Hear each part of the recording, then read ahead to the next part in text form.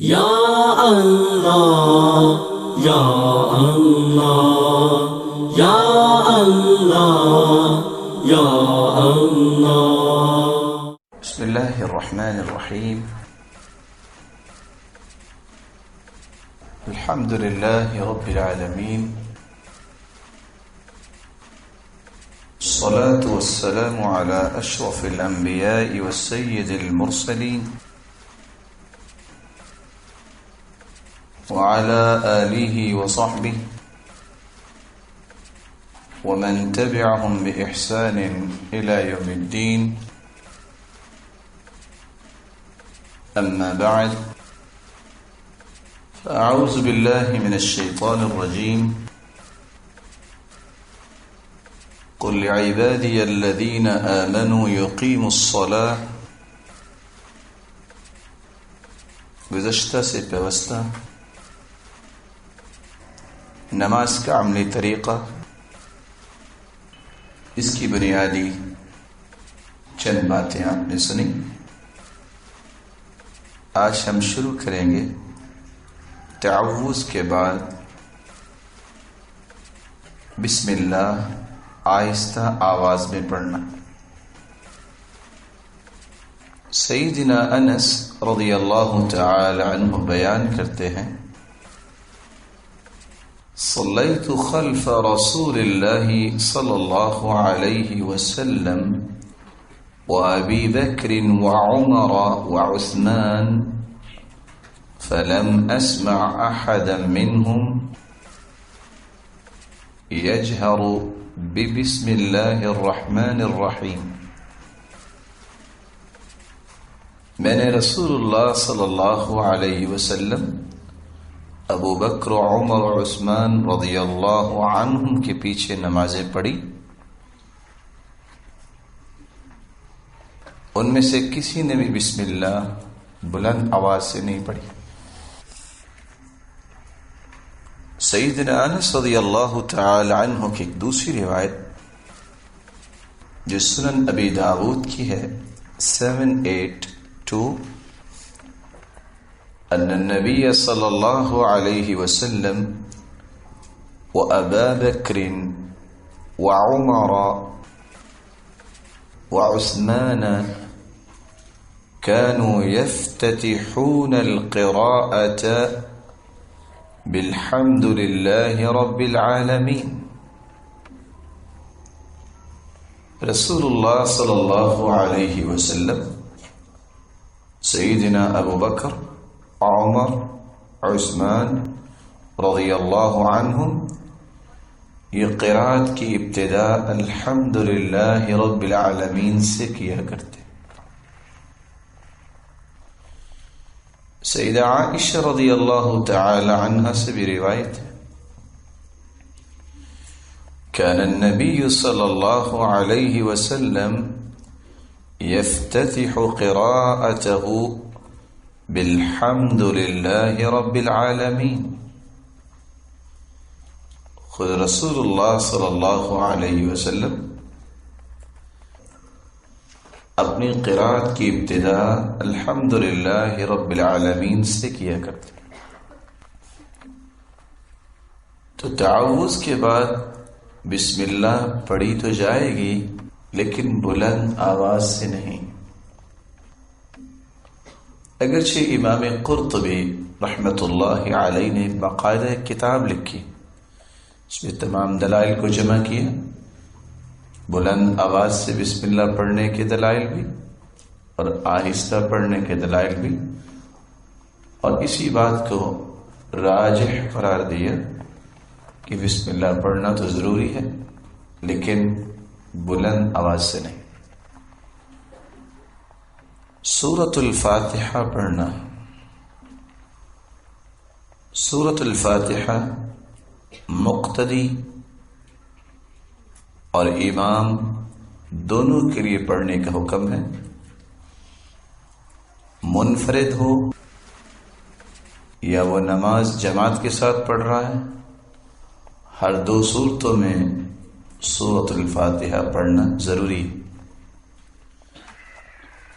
سیدنا عبادہ بن صامت رضی اللہ تعالی عنہ بیان کرتے ہیں رسول اللہ صلی اللہ علیہ وسلم نے فرمایا لا صلاة لمن لم يقرأ بفاتحة الكتاب، جو شخص سورۃ الفاتحہ نہیں پڑھتا اس کی نماز نہیں ہوتی۔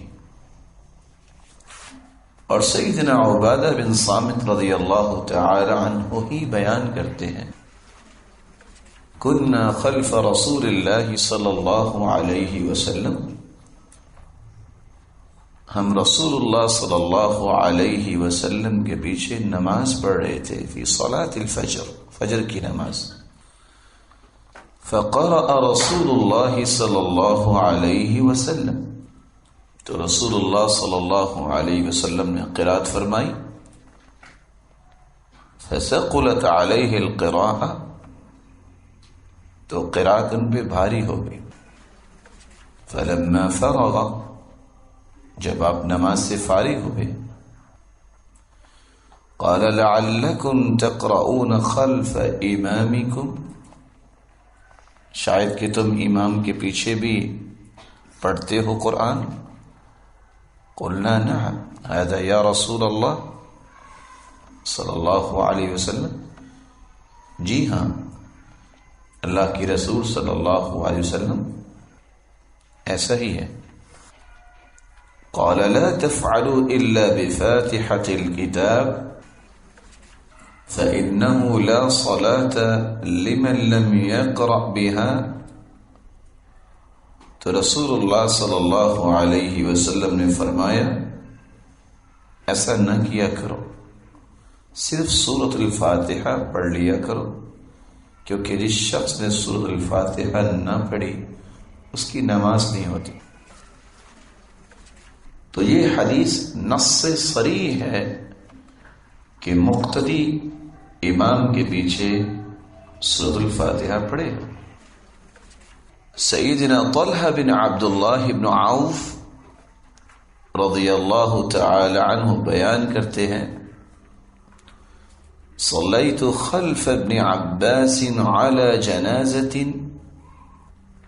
میں نے عبداللہ بن عباس رضی اللہ تعالی عنہ کے پیچھے نماز جنازہ پڑھی۔ فقرأ بفاتحة الكتاب، تو انہوں نے سورۃ الفاتحہ پڑھی۔ قال لتعلموا انها سنہ، اور فرمایا اس لیے اونچی آواز سے میں نے پڑھی تاکہ تم جان لو یہ سنت ہے۔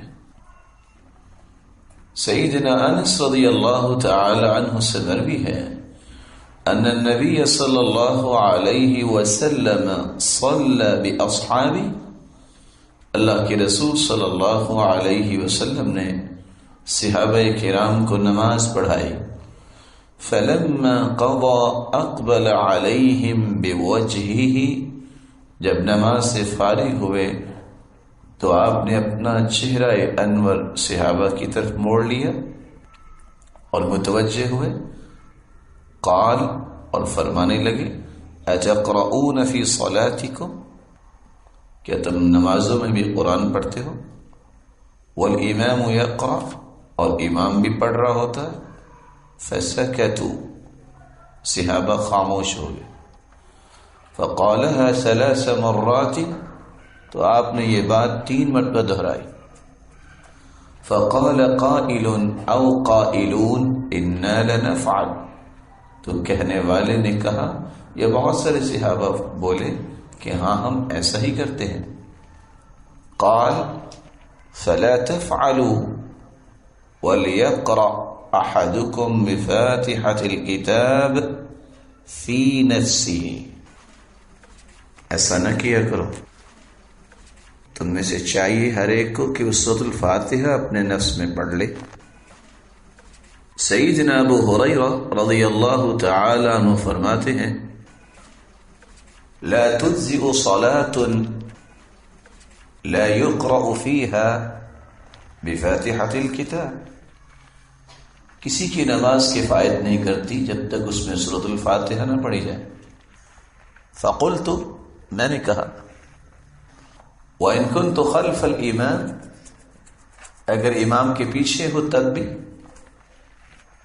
قال فأخذ بيدي وقال اقرأ في نفسك، تو سیدنا ابو ہریرہ رضی اللہ تعالی عنہ نے میرے ہاتھوں کو پکڑا اور فرمایا اقرأ فی نفسک، اپنے نفس میں پڑھ لیا. صحیح ابن خزیمہ اور صحیح ابن حبان کی یہ روایت اور اس سے پہلی روایت مجمع الزوائد میں اس بات کی صریح دلیل ہے سورۃ الفاتحہ مقتدی بھی پڑھے گا. بلکہ رسول اللہ صلی اللہ علیہ وسلم نے فرمایا، سیدنا ابو ہریرہ رضی اللہ تعالی عنہ روایت کرتے ہیں، صحیح مسلم 395، سنن ابی داود 821، سنن ابن ماجہ 1838، صحیح ابن خزیمہ 489،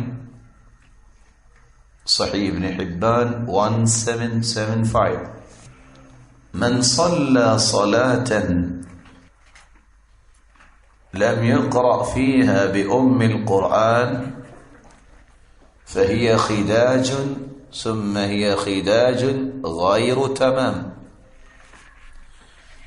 جو شخص نماز پڑھتا ہے اور سورۃ الفاتحہ نہیں پڑھتا تو اس کی نماز ناقص ہے غیر تمام، مکمل نہیں.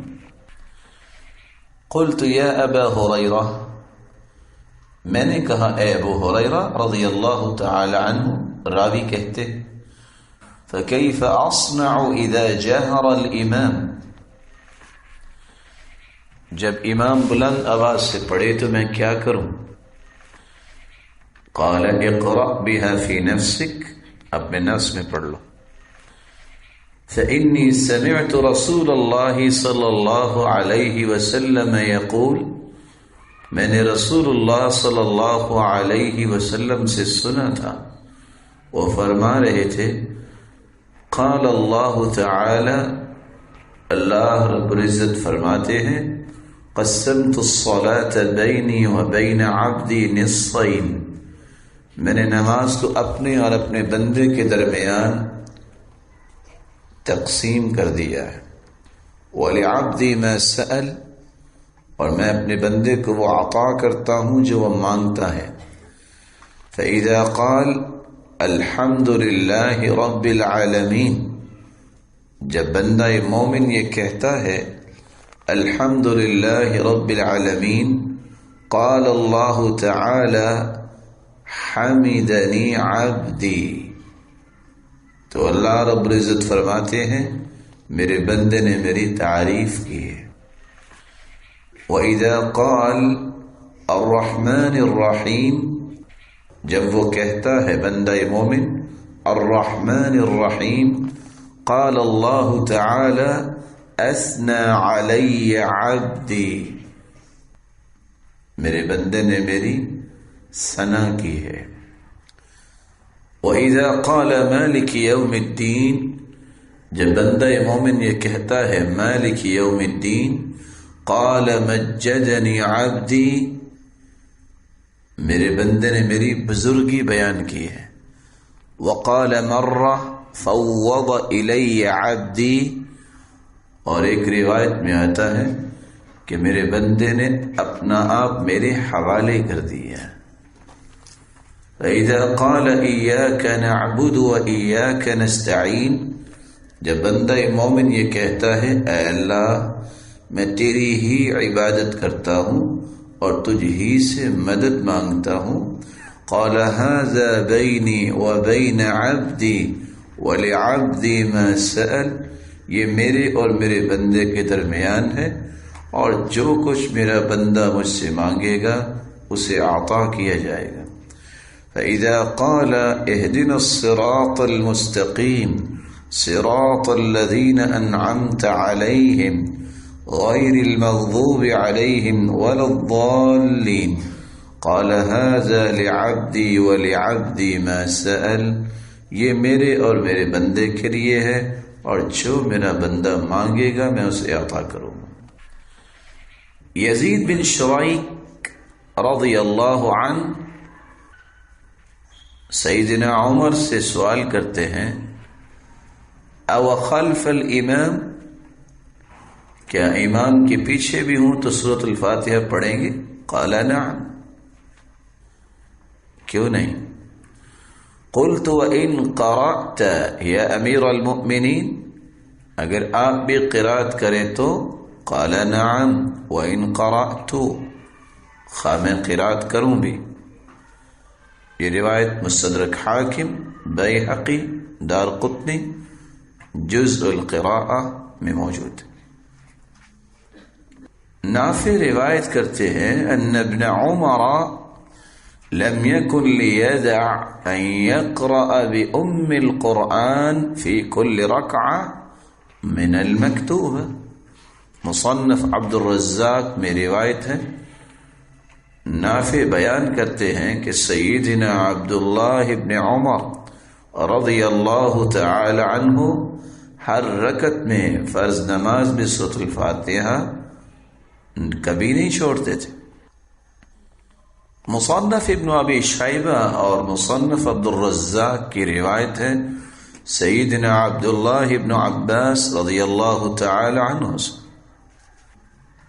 اور فرماتے ہیں لا تدع ان تقرأ خلف الامام بفاتحة الكتاب جهر او لم يجهر،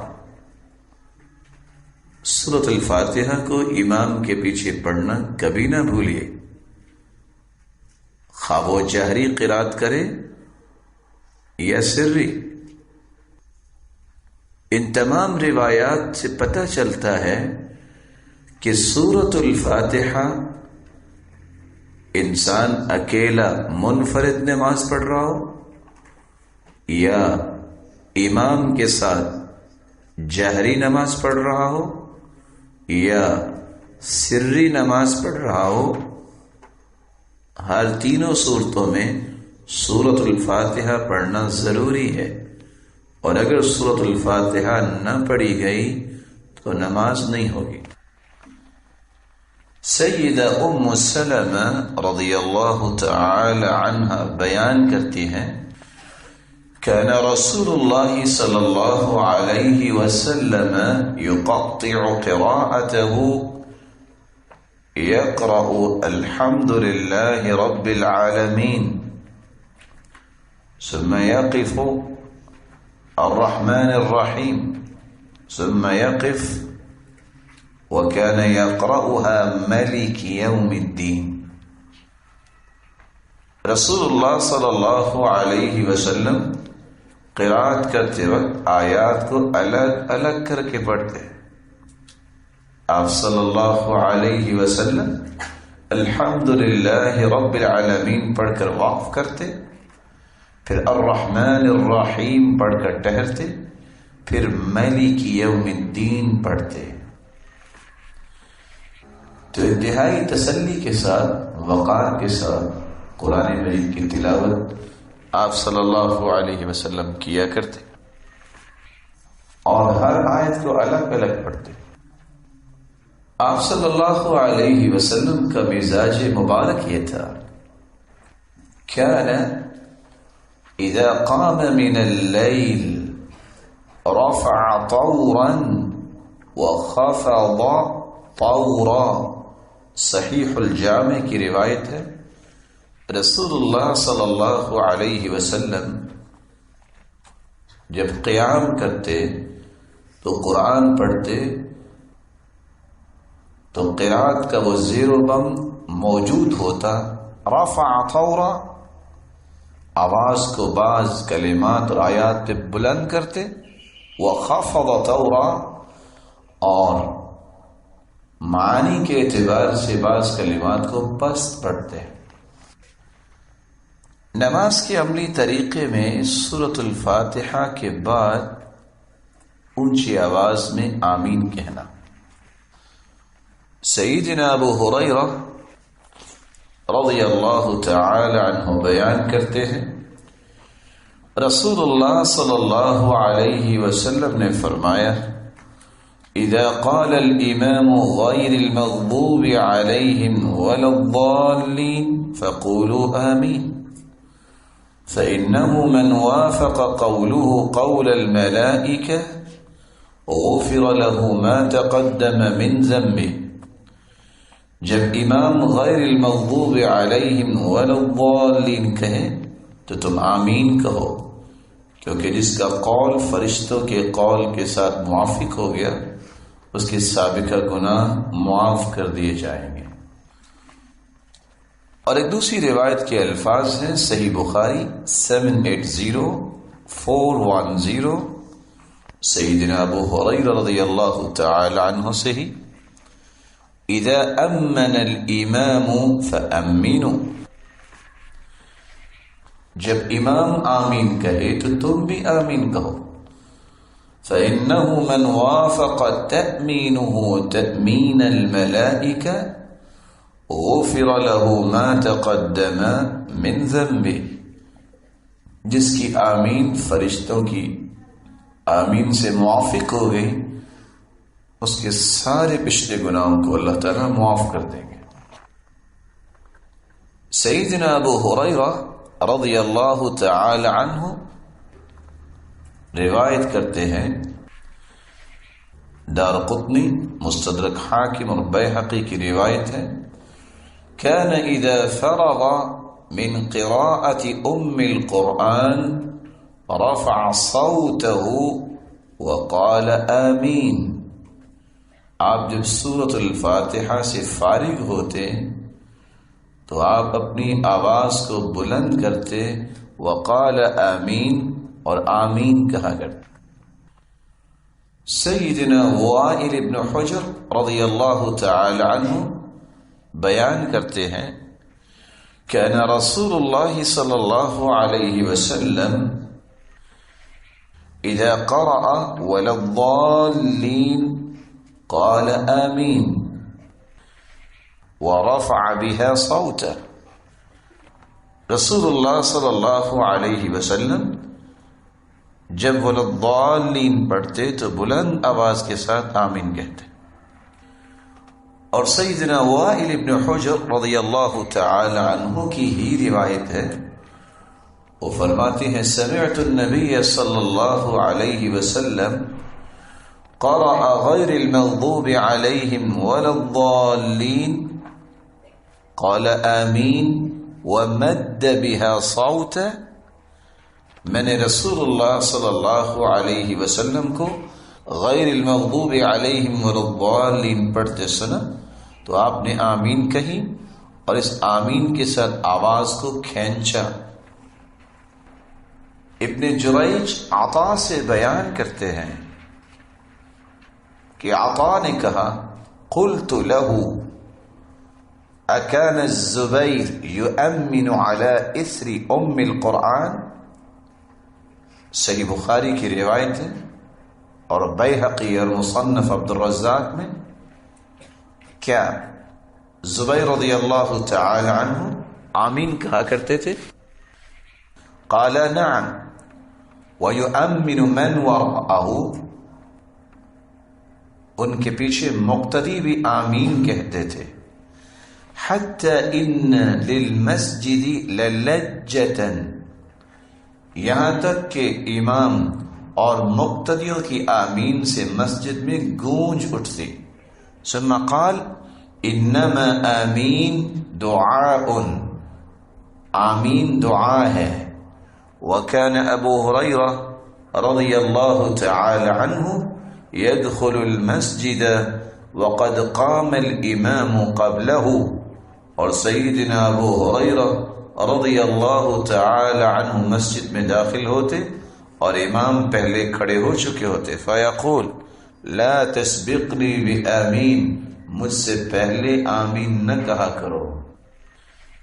آمین امام کی آمین کے بعد ہو یا اس کے ساتھ ہو.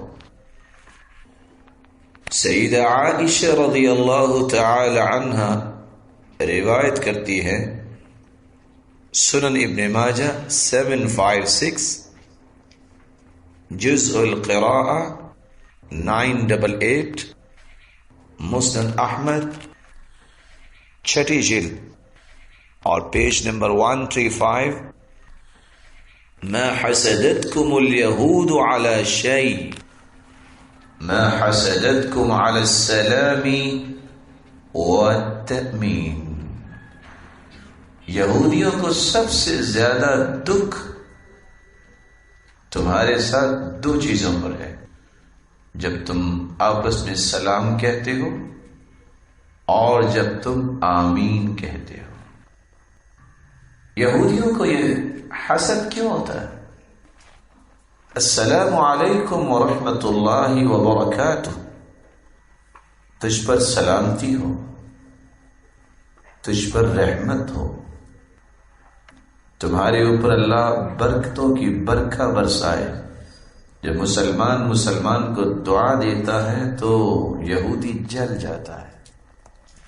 ان کو سلامتی کیوں ملے، رحمت برکتیں انہیں کیوں ملے؟ اسی طرح جب آمین کہتا ہے مسلمان تو اس کا معنی ہے اللہم استجب دعاءنا، اے اللہ ہماری دعاؤں کو قبول فرما. دعا کیا ہے؟ اہدنا الصراط المستقیم، اے اللہ ہمیں صراط مستقیم پہ ثابت قدمی عطا فرما. صراط الذین انعمت علیہم، ہمیں ایسے لوگوں کا راستہ نصیب فرما جن پر تیرا انعام ہوا. اور وہ کون ہے؟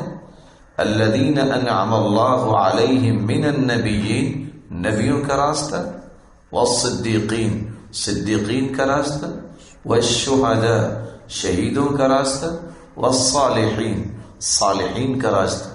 غیر المغضوب علیہم ولا الضالین، نہ ہمیں یہودیوں کا راستہ دے اور نہ ہمیں عیسائیوں کا راستہ دے. اور اس دعا کے بعد یہودی چل جاتا ہے. اچھا یہ نبیوں کی صف میں کھڑا ہوگا، اچھا یہ چارہ صدیقین کے صف میں ہوگا اور ہمارے راستے سے پناہ مانگ رہا ہے. یہ حسد، یہ جلنا یہودیوں کا کام. غیر المغضوب علیہم ولا الضالین، المغضوب علیہم هم اليهود ولا الضالین هم النصارى. کیوں اللہ تعالیٰ نے مغضوب علیہم اور الضالین کہا ان کو؟ جہالت کی بنیاد پہ مغضوب علیہم، انہوں نے علم کیوں نہیں سیکھا.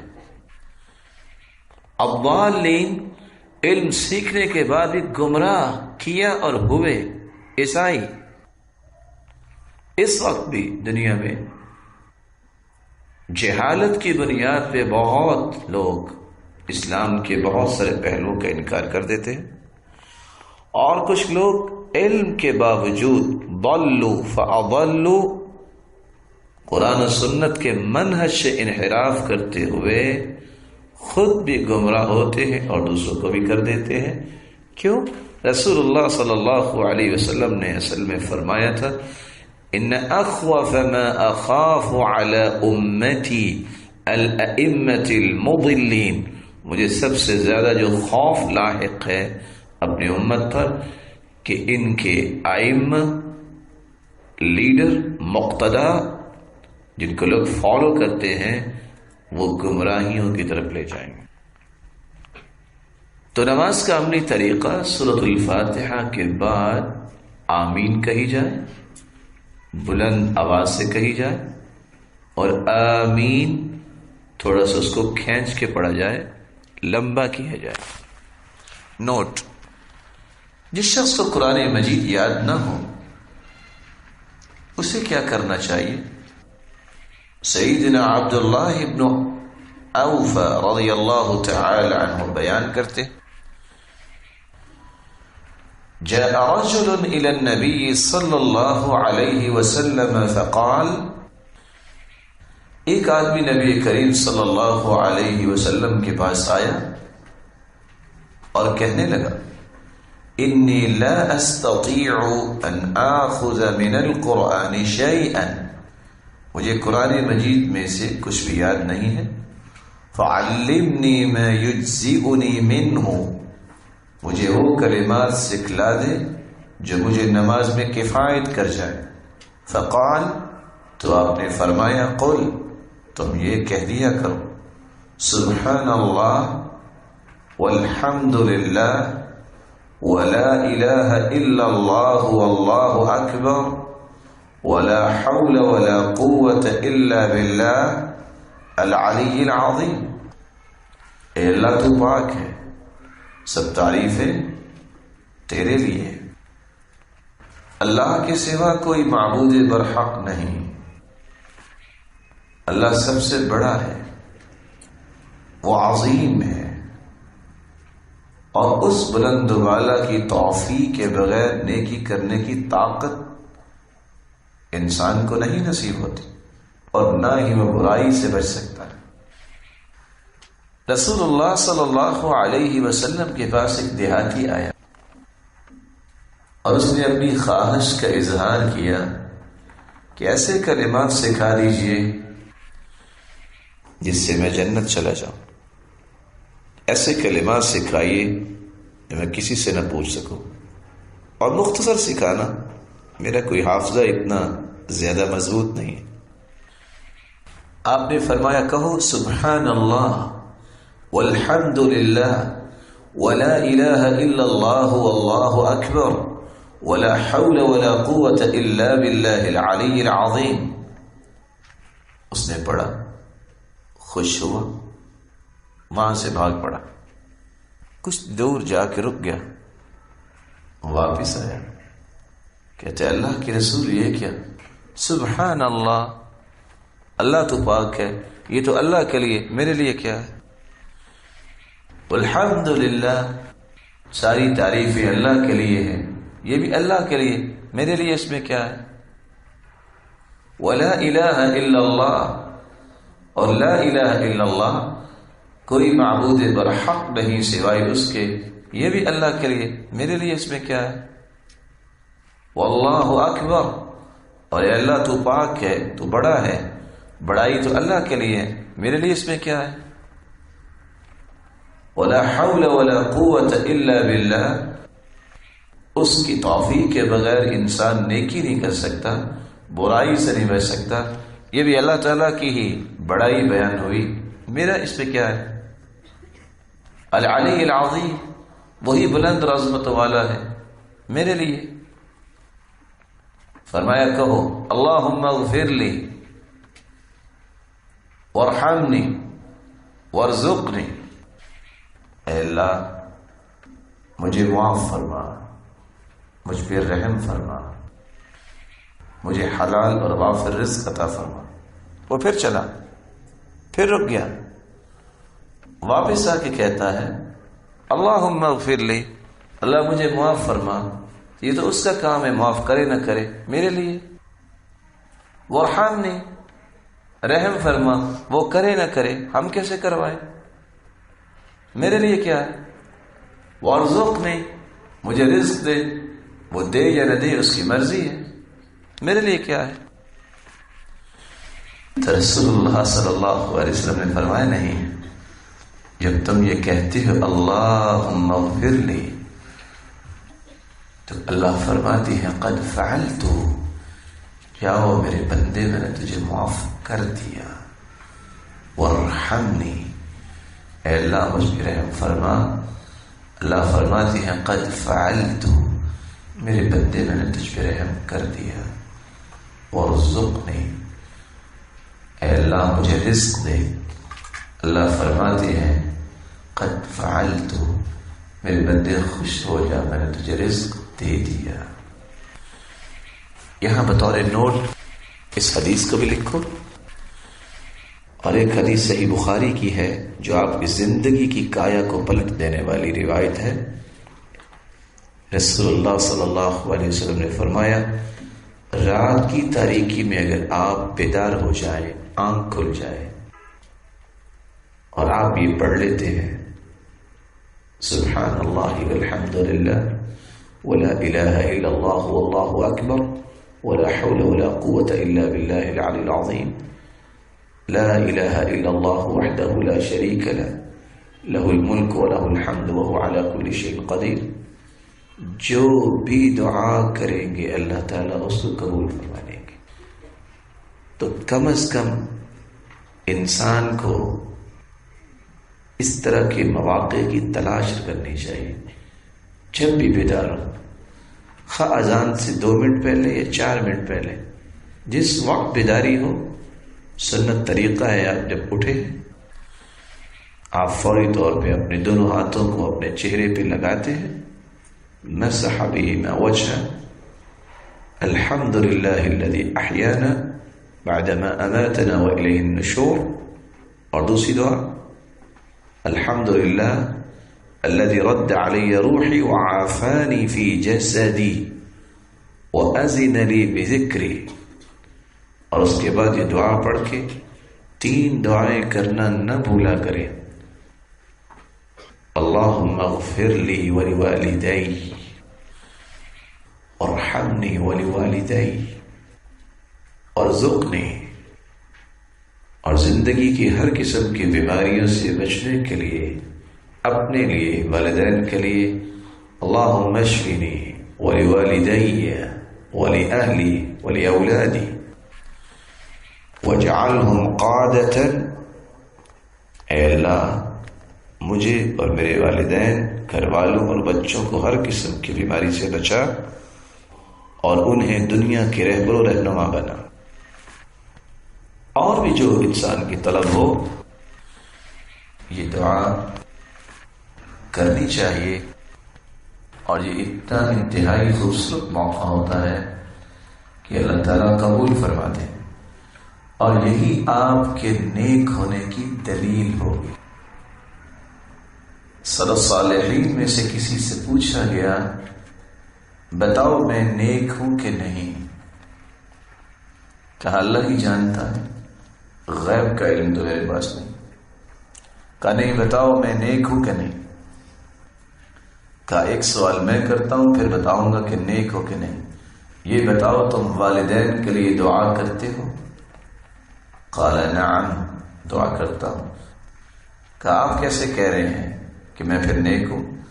کہا رسول اللہ صلی اللہ علیہ وسلم کا فرمان اذا مات ابن آدم انقطع عمله الا من 3، من صدقة جاریہ او علم ينتفع به او ولد صالح يدعو له۔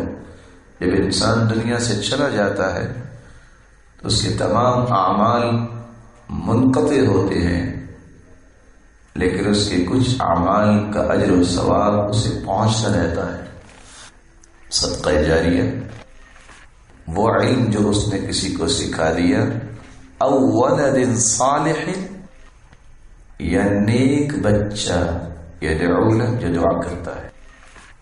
تو دعا جو کرتا ہے وہ نیک ہوتا ہے، اور جو نیک ہوتا ہے وہ دعا کرتا ہے۔ تو کبھی بھی اپنے والدین کے لیے دعا کرنا نہ بھولا کریں۔ نماز کا عملی طریقہ، سورۃ الفاتحہ کے بعد کوئی دوسری سورت ملانا۔ سیدنا ابو قتادہ رضی اللہ تعالی عنہ بیان کرتے ہیں کان رسول اللہ صلی اللہ علیہ وسلم يقرأ في الركعتين الأوليين من صلاة الظهر بفاتحة الكتاب وسورتين يطول في الأولى ويقصر في الثانية۔ رسول اللہ صلی اللہ علیہ وسلم ظہر کی پہلی 2 رکعتوں میں سورۃ الفاتحہ کے ساتھ ایک سورت ملا کر پڑھتے تھے۔ پہلی رکعت میں لمبی سورت اور دوسری رکعت میں اس سے مختصر قرات کرتے۔ وَيُسْمِعُ الْآيَةَ أَحْيَانًا، اور کبھی کبھار آپ ہمیں کوئی ایک آیت سنا بھی دیتے تھے۔ مثال کے طور پر سورۃ الغاشیہ کی تلاوت اگر کر رہے ہیں، خاموشی سے ظہر کی نماز پڑھ جائے، لِسَعْيِهَا رَاضِيَةٌ فِي جَنَّةٍ وَإِلَى السَّمَاءِ كَيْفَ رُفِعَتْ۔ وَيُسْمِعُ الْآيَةَ أَحْيَانًا، رسول اللہ صلی اللہ علیہ وسلم ہمیں کبھی کبھار کوئی آیت سنا دیا کرتے. وَكَانَ يَقْرَأُ فِي الْعَصْرِ بِفَاتِحَةِ الْكِتَابِ وَسُورَتَيْن. آپ صلی اللہ علیہ وسلم عصر کی نماز میں بھی سورۃ الفاتحہ پڑھتے اور 2 سورتیں پڑھتے پہلی 2 رکعتوں میں. وَكَانَ يُطَوِّلُ فِي الرَّكْعَةِ الْأُولَى مِنْ صَلَاةِ الصُّبْحِ وَيُقَصِّرُ فِي الثَّانِيَةِ. اور صبح کی نماز میں بھی پہلی رکعت لمبی اور دوسری رکعت اس کی نسبت چھوٹی کیا کرتے تھے. سیدنا ابو سعید خدری رضی اللہ تعالی عنہ سے مروی ہے كنا نحضر قيام رسول الله صلى الله عليه وسلم في الظهر والعصر. ہم نے رسول اللہ صلی اللہ علیہ وسلم کی ظہر اور عصر کی نماز کے قیام کا اندازہ لگایا. فحضرنا قيامه في الركعتين الأوليين من الظهر. تو ہم نے ظہر کی پہلی 2 رکعتوں کا اندازہ لگایا تو آپ نے ان دونوں کو اتنا لمبا کیا قدر قراءة الف لام میم تنزیل السجدہ، جتنے میں انسان سورۃ سجدہ کی قرأت کرتا ہے. وحضرنا قيامه في الأخريين قدر النصف من ذلك. اور عصر کی پہلی 2 رکعتوں کو اتنا لمبا کیا کرتے جتنی ظہر کی آخری 2 رکعتوں کی مقدار تھی. كنا نحضر قيام رسول الله صلی اللہ علیہ وسلم. ہم نے رسول اللہ صلی اللہ علیہ وسلم کے قیام کا اندازہ لگایا فی الظہر والعصر، ظہر و عصر میں. فحضرنا قيامه في الركعتين الأوليين من الظهر قدر قراءة الف لام میم تنزیل السجدہ. تو ظہر کی پہلی 2 رکعتوں میں اتنی قرأت کرتے جتنی سورۃ سجدہ الف لام میم تنزیل الکتاب لا ریب فیہ من رب العالمین سورت ہے. وحضرنا قیامه فی الاخریین قدر النصف من ذلك. اور ظہر کی دوسری 2 رکعتوں میں اتنی قرأت کرتے جتنی سورۃ السجدہ آدھی سورت کوئی پڑھتا ہے. وحضرنا قيامه في الركعتين الأوليين من العصر على قدر قيامه من الأخريين من الظهر. اور آپ عصر کی نماز میں اتنی قرأت کرتے جتنی ظہر کی آخری 2 رکعتوں میں کیا کرتے. وفي الأخريين على النصف من ذلك. اور عصر کی آخری 2 رکعتوں میں اس سے بھی آدھی قرأت جتنی عصر کی پہلی 2 رکعتوں میں کی. رسول اللہ صلی اللہ علیہ وسلم کا معمول مبارک کیا تھا؟ صلاة الفجر. ابو برزہ الاسلمی رضی اللہ عنہ سے روایت ہے، صحیح البخاری 547، صحیح مسلم 647. كان رسول الله صلى الله عليه وسلم يقرأ في الفجر ما بين 60 إلى 100. آپ صلی اللہ علیہ وسلم فجر کی نماز میں 60 سے 100 آیتیں پڑھا کرتے تھے. سورۃ المومنون آپ نے پڑھی، قاف پڑھی، تکویر، سورۃ الروم، زلزال، سورۃ طور، واقعہ، اور آپ سے معوذتین بھی ثابت ہے، سورۃ السجدہ اور سورۃ الدہر. لیکن اگر آپ نے سفر کیا تو سفر کے دوران آپ نے قل هو اللہ احد پڑھا. یہ شریعت کی آسانی ہے.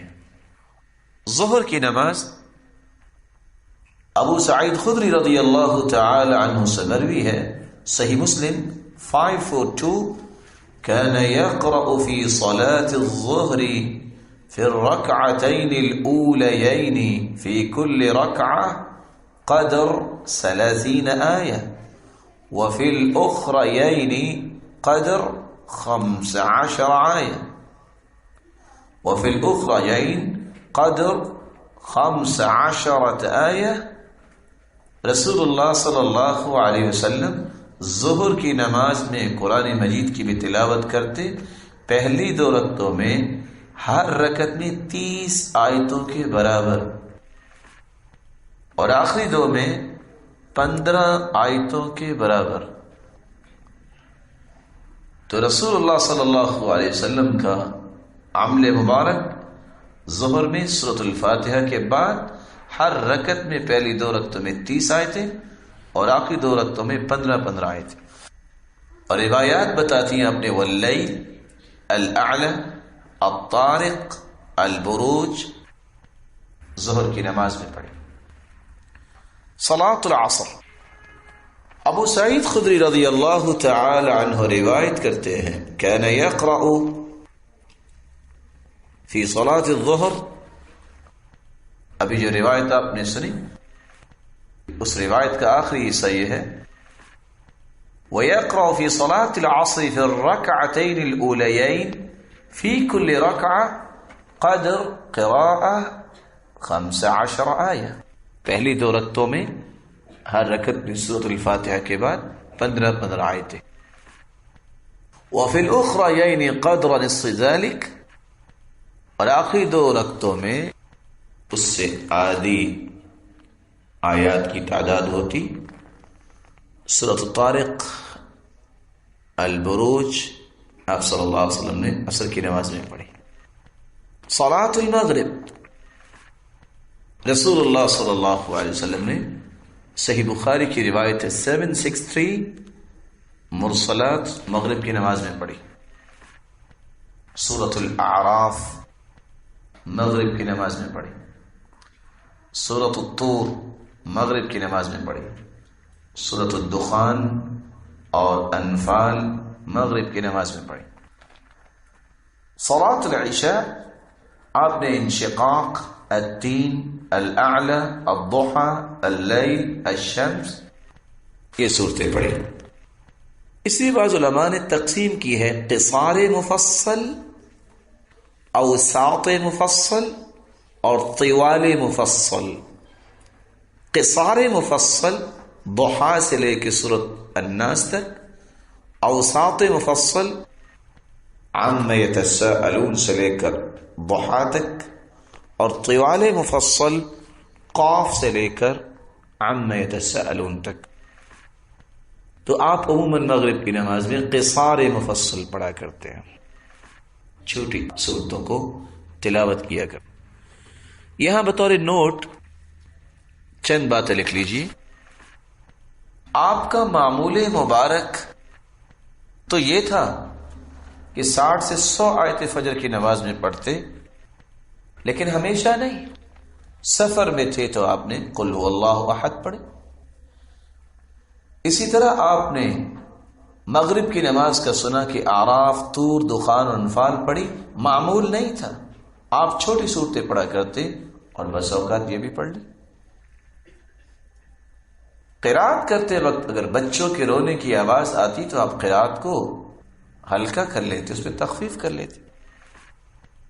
اور یہی فقاہت کی نشانی ہے. آپ صلی اللہ علیہ وسلم کس طرح دل لگا کے نماز پڑھتے, لیکن صبح کی جب 2 رکعتیں پڑھتے, سیدہ عائشہ فرماتی ہیں ہم سمجھتے شاید سورۃ الفاتحہ پڑھی بھی ہے کہ نہیں, اتنی ہلکی 2 رکعتیں پڑھتے. آپ نے خشوع کی تاکید فرمائی, لیکن جو شخص مسجد میں آئے اسے تحیۃ المسجد پڑھ کے بیٹھنا چاہیے. آپ نے فرمایا اذا دخل احدكم المسجد فلا يجلس حتى يصلي ركعتين هل يتجوز فيهما. جو بھی مسجد میں آئے 2 رکعتیں پڑھ کے بیٹھے اور ان کو ہلکا پڑھے. تجوز فیہما ہلکی پھلکی 2 رکعتیں پڑھے. اور عموماً آپ نے حکم دیا امام کو کہ وہ قرات کو اتنا لمبا نہ کرے کہ لوگوں کے لیے فتنہ بن جائے. اتفاق سے ایک شخص کی شکایت رسول اللہ صلی اللہ علیہ وسلم کے پاس پہنچی کہ عشاء کی نماز کے وقت میں گیا, میرے ساتھ 2 اونٹنیاں تھیں, میں نے اونٹنیوں کو باندھ دیا اور نماز میں شامل ہوا. امام محترم نے سورۃ البقرہ شروع کی. میں نے کہا چلو ابھی ختم ہوگی. آخر جب میں نے دیکھا کہ آج سورۃ البقرہ کی تکمیل ہے تو میں نے آرام سے خود نماز پڑھی اور اونٹنیوں کو لے کے چلا گیا. تو رسول اللہ صلی اللہ علیہ وسلم نے فرمایا افتان انت یا معاذ، معاذ تم فتنہ پھیلاتے ہو، تمہیں والشمس وضحاها اور واللیل نہیں آتی تھی؟ اور ساتھ حکم دیا تم میں سے کوئی نماز پڑھائے فلیخفف، تخفیف کرے، فإن من ورائکم الضعیف والکبیر والمریض وذا الحاجہ، تمہارے پیچھے بوڑھے بھی ہیں، بیمار بھی ہو سکتے ہیں، کوئی مقتدی کسی ضروری کام میں مشغول ہے لیکن نماز تو نہیں چھوڑ سکتا، کوئی حاجت مند بھی ہو سکتا ہے. یہی وجہ ہے بادشاہ کے پاس ایک شکایت آ گئی کہ یہ شخص ہے جس نے امام کو جو ہی سلام پھیرا تو اس کے چہرے پہ ایک تھپڑ لگایا تھا. کہا بہت ظلم کیا. قصہ کیا تھا؟ ما ہی قصہ تو کہا قصہ یہ ہے، اس نے نماز شروع کی، سورۃ البقرہ پڑھی اور پوری مکمل کی. اب جنہوں نے پڑھنی تھی وہ پڑھنی تو تھی. تو ہارون رشید نے پوچھا پھر؟ کہا جو ہی سلام پھیرا تو کہتا ہے ایھا الناس اعیدوا صلاتکم فانی علی غیر وضوء، اپنی نماز دہرا لو، میرا وضو نہیں تھا. قال یستاہل، وہ اسی لاحق تھا کہ اس کے ساتھ ایسے ہی کیا جاتا. امامت بہت بڑی ذمہ داری ہے. بعض لوگ پہلی مرتبہ نماز پڑھنے آئے ہوتے ہیں اور بڑی پریشانی ہو جاتی ہے ان کے لیے. وہ اتفاق سے ایک دیہاتی نماز کے لیے آیا اور پہلی مرتبہ نماز پڑھنے آیا، اور آپ تجوید میں پڑھتے ہیں وَلَيْسَ فِي الْقُرْآنِ مِنْ وَقْفٍ وَجَبٍ وَلَا حَرَامٍ غَيْرَ مَا لَهُ سَبَبٍ. کوئی قرآن مجید میں وقف واجب نہیں، اس کے کوئی اسباب ہیں. تو اتفاق سے وہ امام محترم قرآن کی آیت پڑھنے لگے قُلْ أَرَأَيْتُمْ إِنْ أَهْلَكَنِيَ اللَّهُ وَمَن مَّعِي، اور رک گیا. او رحمنا بکہدے. جب وہ رک گیا تو دیہاتی نماز پڑھتے پڑھتے اس نے نماز توڑ دی. ترجمہ کیا ہے؟ قل، کہہ دیجئے، ارائیتم، کیا خیال ہے تمہارا، ان اہلکنی اللہ ومن معی، اگر اللہ مجھے ہلاک کر دی اور میرے ساتھ جو ہیں ان کو بھی ہلاک کر دے. اس نے سمجھا کہ پتہ نہیں یہ کیا کہنے لگا ہے کہ اگر میں مر جاؤں میرے سارے مقتدی مر جائیں. وہ نماز توڑ کے کہتا ہے اہلکک اللہ وحدہ اس ذنبنا، اللہ تجھے اکیلے کو مارے، ہمارا کیا گناہ ہے. دیہاتی لوگ جو ہے وہ قرآن بھی کہتے ہیں الاعراب اشد کفرا ونفاقا، یہ اجڑ جو ہوتے ہیں کفر و نفاق میں بھی بڑے سخت ہوتے ہیں، لیکن جب یہ سیدھے ہو جائیں تو پھر سیدھے بھی بہت زیادہ ہوتے ہیں. وہ اتفاق سے قاری صاحب پڑھا رہے تھے، راوی بیان کرتے ہیں قراءات کے اندر، اور یہ بہت بڑی نعمت والا علم ہے. تبت یدا ابی لہب وتب، جنہوں نے قراءت پڑھی ہے وہ جانتے ہیں. ابی لہب، ابی لہب، اور قصر، توسط اور طول. تو اب اس کا معنی تو یہ ہے تبت یدا ابی لہب وتب. اب اس نے کہیں سنا ہوا تھا کہ یہ وہ ابو لہب ہے جس نے اللہ کے رسول کو کہا تھا تیرے ہاتھ ٹوٹ جائیں تو برباد ہو جائے. جب اس نے سنا کہ محترم قاری صاحب جو ہیں وہ پڑھ رہے ہیں تبت یدا ابی لہب وتب، پھر اس کو دوسری روایت میں، پھر تیسری روایت میں، پھر چوتھی وجہ، پھر پانچویں وجہ، جب اس نے سنا کہتا ہے یستاہل و یستحق، یہ اسی لائق ہے کہ اس کے بار بار ہاتھ ٹوٹے. اس کو یہ نہیں پتا تھا قرات پڑھ رہے ہیں، یہ ساری روایتوں کا استقصاء کر رہے ہیں. کہتا ہے یستاہل و یستحق، یہ اسی لائق ہے کہ اس کے ساتھ ایسا ہی کیا جائے. نماز کے عملی طریقہ اس میں چونکہ آگے رکوع کی ابتدا ہے، اس کے مسائل کو انشاءاللہ ہم کل بیان کریں گے.